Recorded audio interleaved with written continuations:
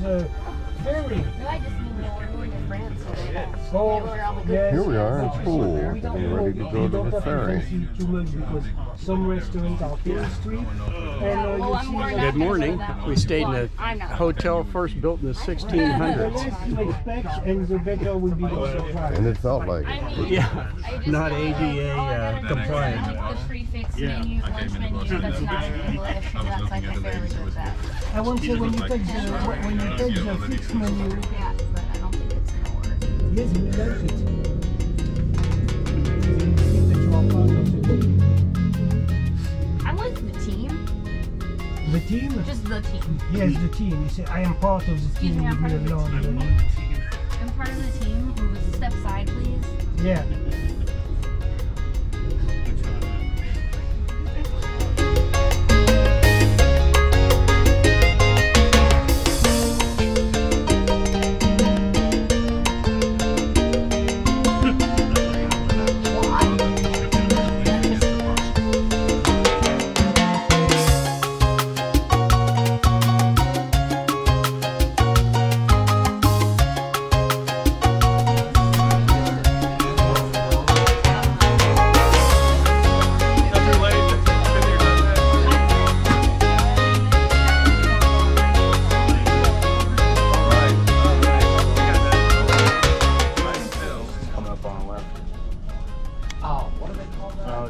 Here we are, we still haven't cleared the harbor, but all the little private ships are moored out here.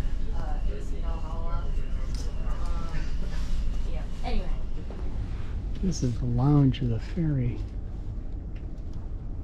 Part of our group that's traveling. There's Russ and Bill and the Rougher Seas. This is the forward part of it. Pretty good size. Yeah, we've got some rollers out there, but we're in the channel. Here we're coming into the port of Cherbourg, trying to take the picture through a dirty window. It doesn't work too well. There are 6 forts out there in the breakwater that Napoleon III built.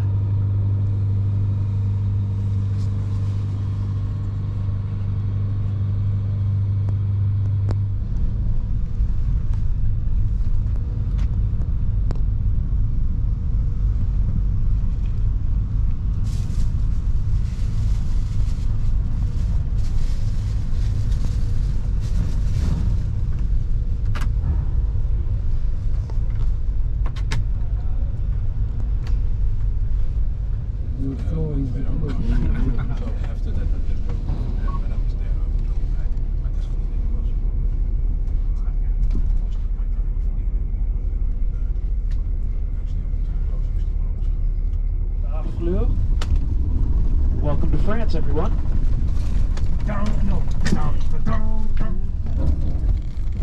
Bienvenue. Yes. All right.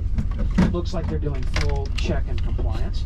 And as that's the case, we're just going to take our place in line and chill out for a little while until our time comes. If you look off to the right now, you're seeing these structures behind that Coast Guard vessel. You see the buildings just there. That's the old Guerre Maritime. It's now occupied by a museum attraction that's called Cité de la Mer. And it's there that they display some of the wreckage, to include the bow gun of the Confederate commerce raider CSS Alabama. Right, left. Yeah, I told my dad when we got to London, I said, don't forget, here you have to look right, left, right. Right. But it's really dangerous, no kidding. No, yeah, it is really dangerous. All jokes aside. So you see how huge is the dike? What did you just call me? You don't imply it, by the way. Get out of here. All right, everyone, if you look off to the left of the coach, now you're looking back out to the outer harbor at Cherbourg, and you see the jetty there. You'll notice that one of the fortification anchoring this end of the jetty it's in ruined condition and rubble. That fortification came under intense bombardment on June 25th, 1944, which is the day that the 3 U.S. Navy battleships came in and supported the ground assault against Cherbourg by bombarding the city. They bombarded the waterfront. what we're going to do on our way to the hotel is we're going to make 2 stops at sites that I believe will interest you. And we're simply doing it because they are along the way. We have to pass them anyhow. And why not just make a stop? We've got a little bit of time. Then we'll get to the hotel, get everybody checked into their rooms, and then we'll meet for a group dinner later this evening. As we look in the westerly direction right now, on the other side of town, there is an old French Navy facility at a place called Brécourt. And the Germans built at Brécourt in early 1944 a launch ramp for the V-1 buzz bomb. And in fact, the very first V-1 that was ever launched was launched from Brécourt toward London on June 14th, 1944. So during the Normandy battle, the V-1 buzz bomb is used for the very first time.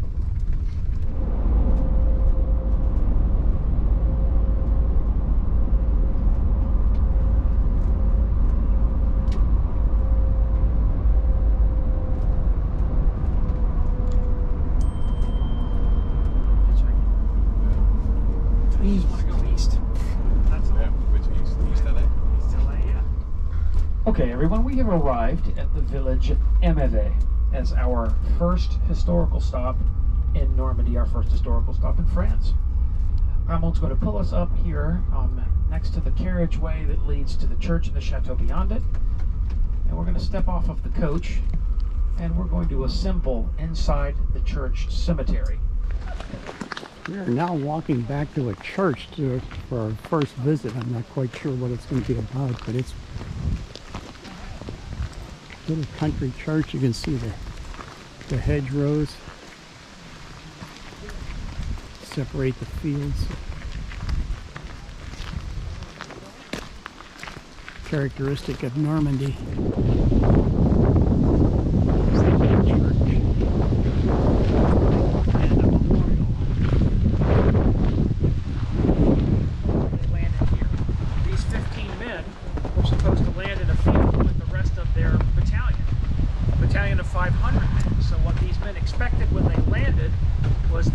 Surrounded by over 400 other paratroopers from their battalion.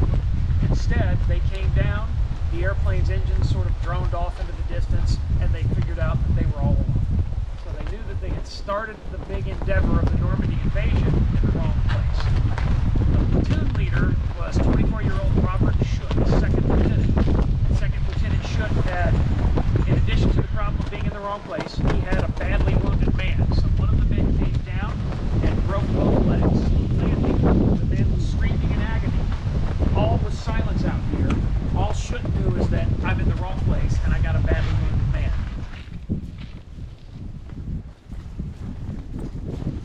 Church is 11th century. Walking through the graveyard.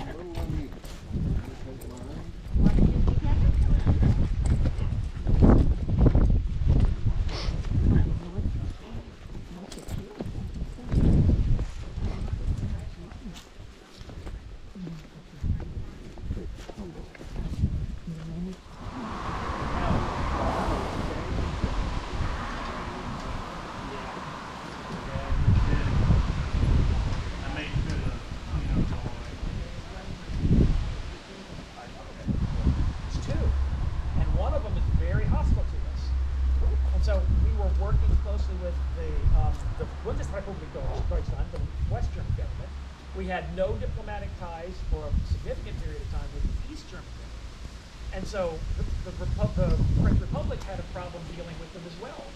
Because everybody here, I've never looked to see what the proportion is of West Germans and East Germans, because now it doesn't matter anymore. But the problem in 1949 was, well, what do? We reach an agreement with the East Germans.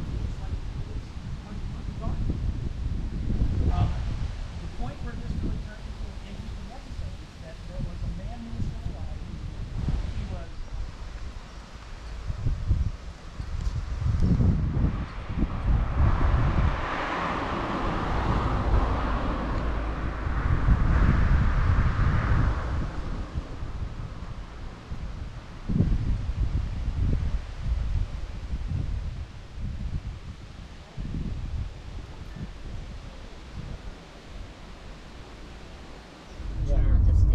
say that we have the state of Normandy, the state of Provence-Alpes-Côte d'Azur, not Lyon. Oh yeah, We will call this Alsace-Lorraine. Alsace, Lorraine, yes. Burgundy. That's it, yes, Bourgogne. All this, you know, we could say that it's like a state.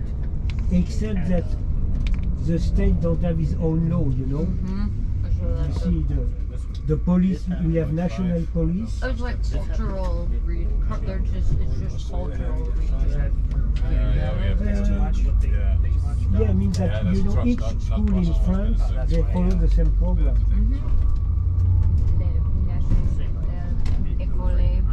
Voilà.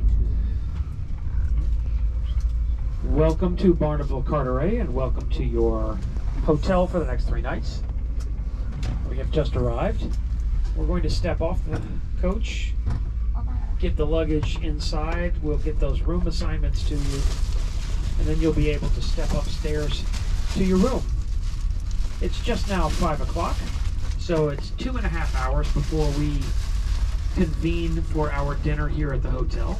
Dinner is at 7:30, and we'll see you then. You can be late for lots of things, but don't be late for dinner. That looks good.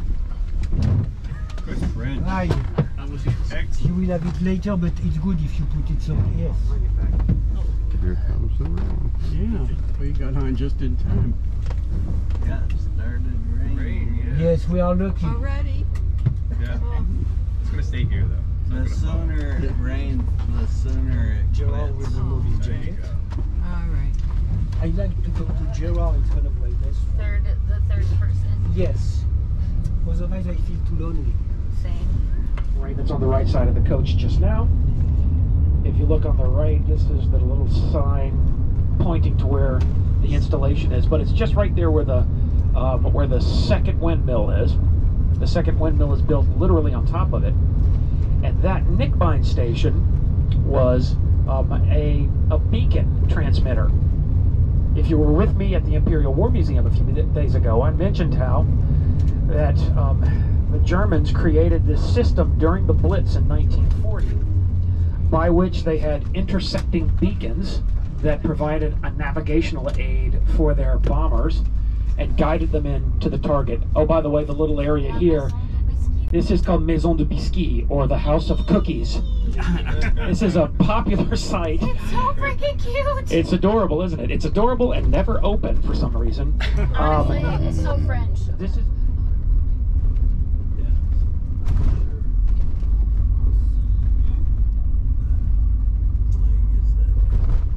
The Chateau Briquebec is established. It's built over a protracted period of time, as is the case with all of these castles.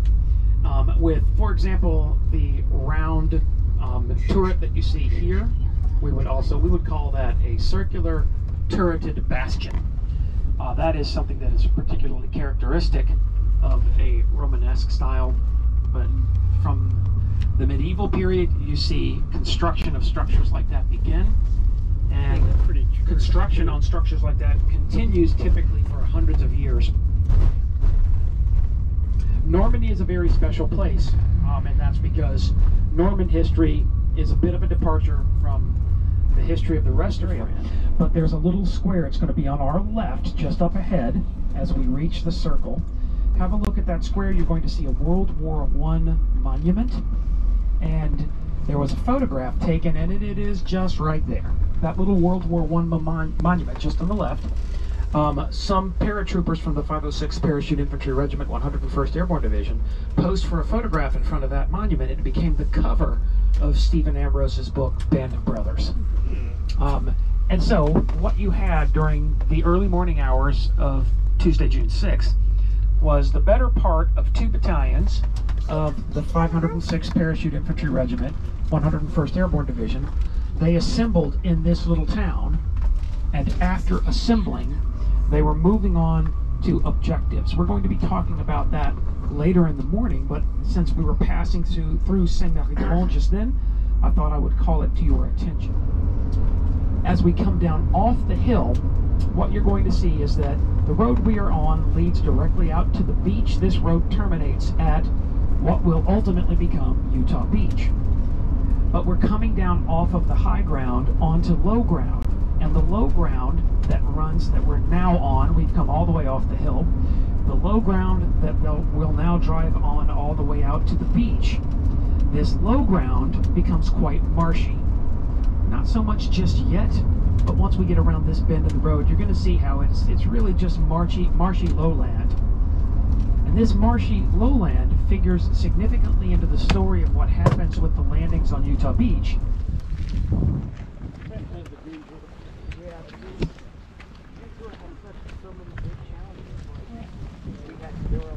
The landing ships. Okay, we're waiting for stragglers. I'm just going to do this real quick. I think you might like to hear the story. So, in 1984, for the 40th anniversary, they really cleaned the place up. It used to be back in the day, I remember it from the early 80s, it used to be that you basically came down a dirt road, and that dirt road ended right here, a half mile. And here we are. We just came off the draw at Utah. There's the dunes.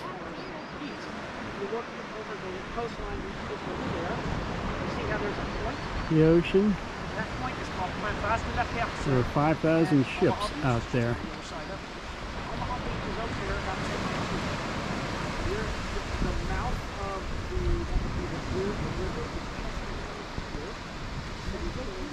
And back to the beginning. Here's Utah from up on top of the dunes behind the beach.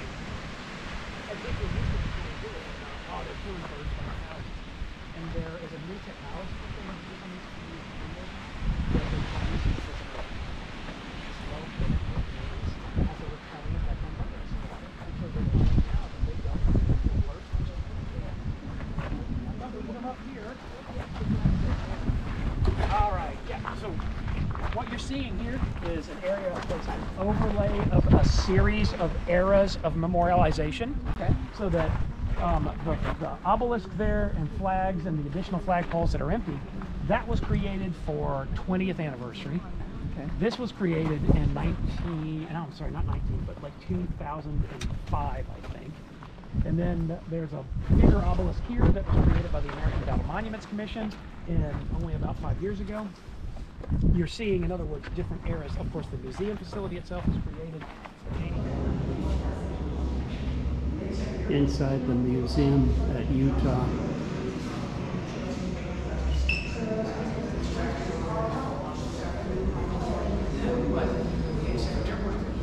Some of the German memorabilia. Flare guns. Nazi submarine battle flag. Captain March of 44. Which is only 4 miles from our hotel. So literally way over a specific weapon ashore. This weapon, a 4.72-inch chemical mortar, as they called it. Or the 4.2, that's Utah Beach. Yeah, there it is. There they are on Utah Beach on D-Day. This vehicle was positioned outside as part of the display for Ronald Reagan's visit in 1984.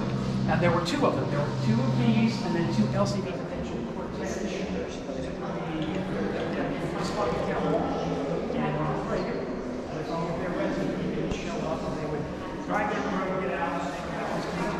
They wanted something that could showcase where the U.S. was accepted for landings for the presidents, and they wanted it to look good, and they wanted the president to be able to see beach defenses without being out of the weather. There's an intense firefight here after they cross the bridge, 82nd across the bridge to get across the flooded area in the churchyard. Story about how that preliminary bombardment from the other side began at 9:50, and that was supposed to be the smoke that would obscure the battlefield, but they never found smoke. He said when the shells started to fall, he said we pulled back to that farmhouse, and that's called Amo Oblique. He said we pulled back there. He was a sergeant in the communications section of the headquarters company of the German 1057th Grenadier Regiment, which was one of 2 regiments of the German 91st Luftwaffe. So after de Glopper gets killed, his body is ultimately recovered. When his body is recovered, they find 27 German soldiers that are dead because the Germans were attacking from that way as well. De Glopper is then temporarily buried in Sainte-Mère-Église. He is then moved in 1949 as a result of that treaty agreement I told you about yesterday. He's moved to Omaha Beach, and he's reburied again there. Then in 52, his family is given the option of leaving him either in France or having him brought home. The family decides to have him brought home. He was from Grand Isle, New York, and if you know it, it's in the middle of the Niagara River, just south of Buffalo. And so the family had him brought home. The interesting thing is that I ran into a family member at one point where they had documents from the man that escorted his body home. So that when the government carried out this program in the 50s, whereby we had over 200,000 people buried in overseas cemeteries at the end of World War II, about half of that number, the families chose to have their bodies repatriated. And for all of them, when the bodies came in, they did it at government expense and convenience, so the government brought them home on a ship. The government then had them distributed to the families. The families would receive them, but not at their home. They had to designate a funeral home for the remains to go to. And at this point, the remains, they've been dead for over a decade. Well, in some cases over a decade, some cases almost a decade. Whatever the case, in Charles, for every soldier or sailor or airman or Marine that was brought home and repatriated in this way, they had an escorting officer that went with the remains to the funeral home that was designated to make sure that the remains arrived safely. And so the man that escorted Charles de Glopper's body home to Grand Isle, New York, ultimately wrote some letters to the family afterward, and they're very, very moving. And the first letter that I read, he started off by saying, "I just wanted to write you and say thank you to all of you for being so kind to me during the funeral, and thank you for inviting me to stay, and thank you for paying for my hotel room. And I also just wanted to say that I appreciated the honor of being the officer designated to escort his remains home." He said, "I had expected that there would be a popular, warm welcome for him, considering that he was a Medal of Honor recipient, but I was definitely surprised by what happened when we arrived at the train station." What he was referring to was that they all traveled by train, and this officer, because it was in the middle of the winter when he brought him home in 53, and there was a big snowstorm, and the train that this officer was escorting de Glopper on was greatly delayed, and it came into the train station in Buffalo instead of like at 7 o'clock at night, at like 3 in the morning. And so in the letter he said, I was surprised. I didn't expect there would be anyone there to greet us when we arrived because the train was so late. I certainly didn't expect the entire town to be there. And he went on to describe how when they pulled in and opened the doors and started to pull the body out, the entire town of Grand Isle, New York was waiting in the station. And it was like apparently total silence as they took him out. And then they loaded him into a hearse and they drove him to the funeral home in Grand Isle. And the next day, they had a funeral for him almost a decade after he had been killed. Here we're coming up upon where Patton had his headquarters before he took control of 3rd Army. Germans didn't know about it.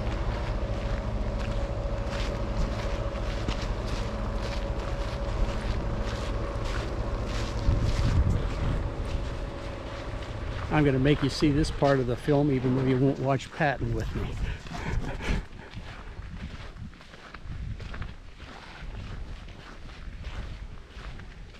And things are going to continue going wrong when Patton takes over, except it's going to be sort of lost in this sort of blur of Patton breaking out and streaming into Brittany, and then streaming back around and catching the Germans in the Allies' pocket. It's going to get lost in a lot of that shuffle, because it was a process of things simultaneously going very badly and great at the same time, which is what warfare looks like. And it's a process of managing your great and your bad moments.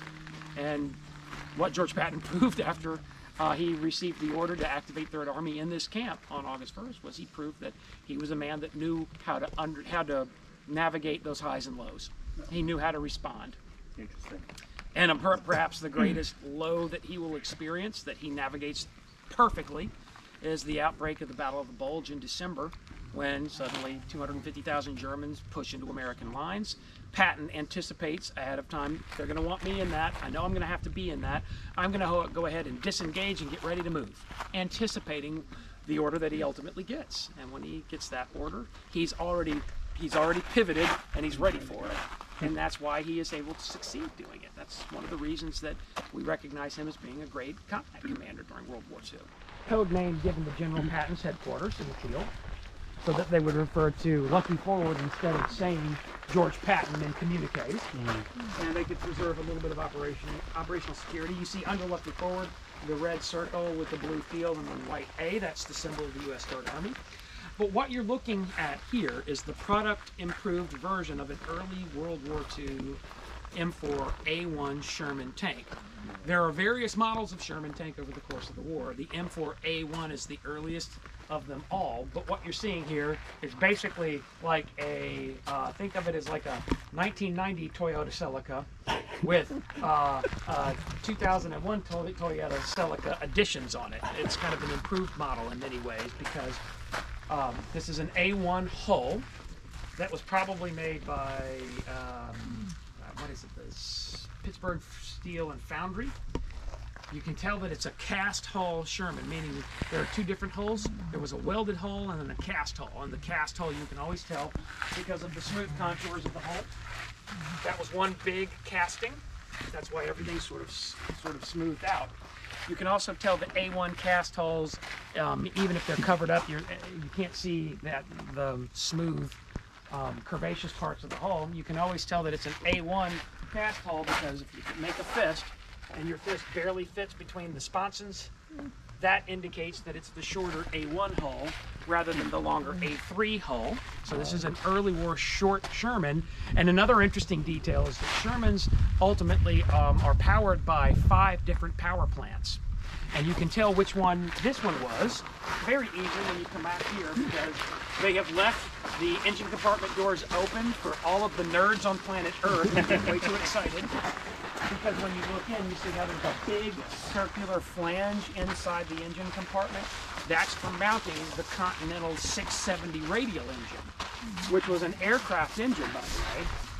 And the radial engine was something that we had overproduction of because that was the engine that was to be used on the earliest B-17s, like the C-Model B-17s. And then we very quickly updated the engine that went into the B-17, and the military realized, like, well, these engines are still pretty good. What can we use? We've got this overproduction of engines. What can we use them in? And they used them in Sherman tanks and LVTs, like the LVT Water Buffalo, the amphibious tractor that we saw at the museum earlier. Yeah, this would be, and well, it's got the additional, that made the vehicle a little bit slower, but it gave the Sherman tank a far more powerful main gun. And it made the Sherman tank a contender that could go up against just about anything that the Germans had. Another big mythology that develops from World War II history is this idea that German armor was always better and that we didn't have anything that could match it. And we did. The reality is that we had these upgraded Shermans like this. So this is a hull that was probably made in 41 or 42, upgraded with a T-26 turret that was probably made in early 44. And this vehicle could go head to head with just about anything the Germans had.